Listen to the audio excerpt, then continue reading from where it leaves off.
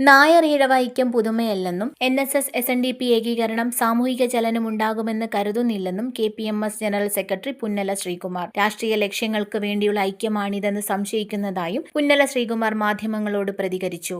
നായർ ഈഴവ ഐക്യം അതൊരു പുതുമയുള്ള കാര്യമല്ല. കാരണം കേരളത്തിൽ ഇതിനു മുൻപ് പലതവണ കാണുകയും അതിൻ്റെ തുടർച്ചയായി അതിൻ്റെ ശൈഥില്യവും അതിൻ്റെ കലഹവുമെല്ലാം കണ്ടതാണ് നമ്മളുടെ നാട്. അത് പുനരാവിഷ്കരിക്കുമ്പോൾ എന്തെങ്കിലും തരത്തിലുള്ളൊരു സാമൂഹ്യ ചലനം ഉണ്ടാകും എന്ന് ഞങ്ങൾ കരുതുന്നില്ല. അല്ല, എല്ലാ ഘട്ടങ്ങളിലും ഇത് രൂപപ്പെട്ടത് പ്രത്യേക സാഹചര്യങ്ങളിലാണ്.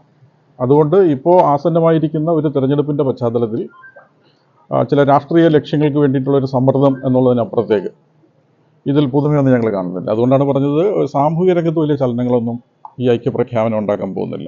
നായാടി മുതൽ നമ്പൂതിരി വരെ എന്ന സങ്കല്പം ഇപ്പോഴില്ലെന്നും അന്നത്തെ സാഹചര്യമല്ല ഇപ്പോഴെന്നും പുന്നല ശ്രീകുമാർ പറഞ്ഞു. ഈഴവ സമുദായത്തിലെ മുഴുവൻ അംഗങ്ങളെയും ബോധ്യപ്പെടുത്താൻ SNDP നേതൃത്വത്തിന് കഴിയില്ല. മുന്നാക്ക സംവരണത്തെ എതിർത്ത SNDP എങ്ങനെ NSSുമായി കൈകോർക്കുമെന്നും ചോദിച്ചു. പിന്നാക്ക വിഭാഗം ആവശ്യപ്പെടുന്ന ജാതി സെൻസ് പോലെയുള്ള കാര്യങ്ങൾ എതിർക്കുന്നതാണ് NSS നയമെന്നും ഇതൊന്നും ചർച്ച ചെയ്യാത്ത ഐക്യപ്രഖ്യാപനം അസംബന്ധമെന്നും പുന്നല ശ്രീകുമാർ കൂട്ടിച്ചേർത്തു. കേരളത്തിലെ ഇപ്പോൾ നായാടി മുതൽ നസ്രാണി വരെയായിട്ട് അത് എക്സ്റ്റെൻഡ് ചെയ്തിട്ടുണ്ട്.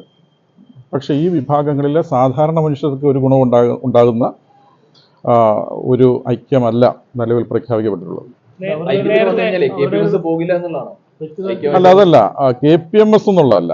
ഞങ്ങൾ മനസ്സിലാക്കുന്നത് ഈഴവ സമുദായത്തിനിടയിൽ തന്നെ ഈ ഐക്യത്തെ കൺവിൻസ് ചെയ്യാൻ അതിൻ്റെ നേതൃത്വത്തിന് കഴിയില്ല എന്നാണ് ഞങ്ങൾ വിശ്വസിക്കുന്നത്. News bureau, Kottayam.